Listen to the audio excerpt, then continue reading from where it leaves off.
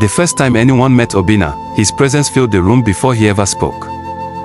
Tall, broad-shouldered, and dark-skinned with a distinct pot belly that strained the buttons of his often too-tight shirts, he carried himself with a quiet kind of power. He was the kind of man you'd find at the center of a village council, even if he never asked to be there. A successful building contractor in Enugu, his name was respected not just for his work, but for the life he'd built. His wife, Ediora, was as striking as he was.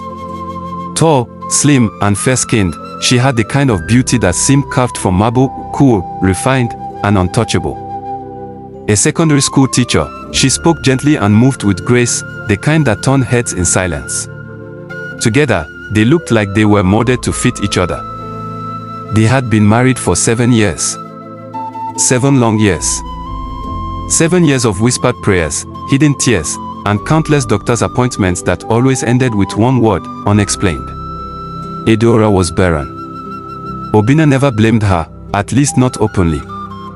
But he had always wanted a child. A son to take after him. A legacy. His late father had spoken about lineage with pride, about names living on through sons. Obinna held on to that. No one pressured him publicly.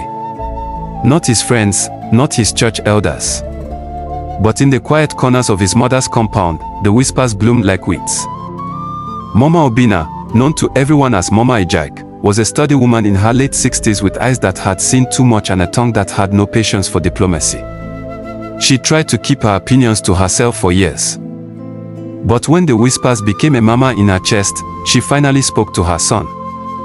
"My son," she said one Harmattan morning, wrapping her shawl tighter around her shoulders as they sat under the mango tree in the family compound, "how long will you wait for what is not coming?"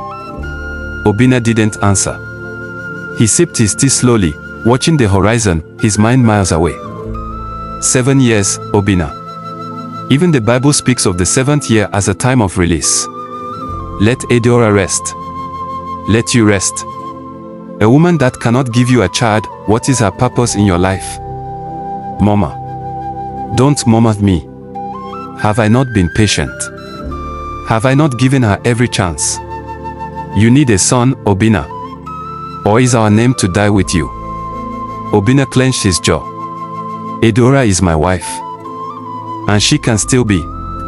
But let her not be your only wife. That night, for the first time, Obinna looked at Ediora differently. Not with anger, not with resentment.